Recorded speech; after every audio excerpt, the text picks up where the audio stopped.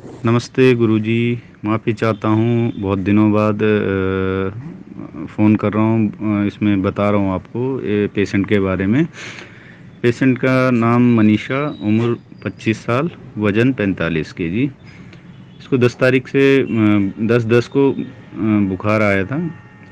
उस टाइम पे खैर मैं गाँव था, तो इन्होंने मेरे से पूछा कि ऐसे-ऐसे तबीयत ख़राब हो गई, तो मैंने उस टाइम पे उनको नीम गिलोय, श्यामा तुलसी, काली मिर्च और सौंठ, मुनक्का और पपीते का पत्ता, इसका काढ़ा बनाकर पीने को कहा और परहेज़ करने के लिए कहा था कि हल्का भोजन करें।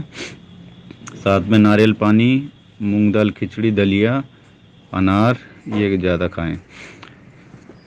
तो उसके बाद इन्होंने ये लिया, लेकिन इनका बुखार तो कंट्रोल आ गया था 1-2 दिन में, लेकिन इनको शरीर में छोटे लाल-लाल दाने आ गए थे, फफोले टाइप के, और साथ में ब्लीडिंग हो रही थी, तो जिसके कारण इनका प्लेटलेट्स जल्दी-जल्दी डाउन होने लग गया था। उसके बाद इनके पिताजी बीच-बीच में इनको पैरासिटामोल और देते रहे, गैस की दवाई वगैरह। फिर उसके बाद 14 तारीख को ये एडमिट हो गए थे, जब इनके 50,000 के करीब प्लेटलेट्स हो गए थे।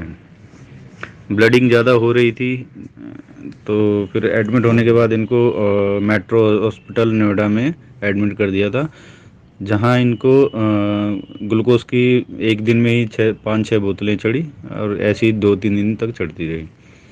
लेकिन साथ में फिर उन्होंने मेरे से भी सलाह ली, तो मैंने आपको फ़ोन करा। आपने फिर होम्योपैथिक दवाई बताई थी,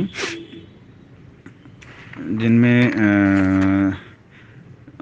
करके या पपैया हो गई क्यों, और ऑसिमम हो गई, बेलाडोना।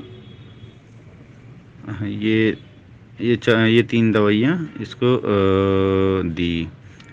अब साथ साथ वहाँ की उनकी अपनी वो दवाइयाँ भी चल रही थी,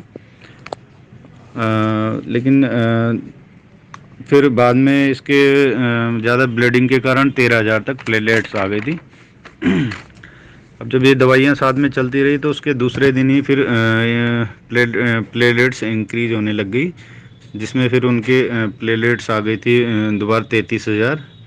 फिर उसके बाद दूसरी रिपोर्ट में आ गई थी उनकी आपका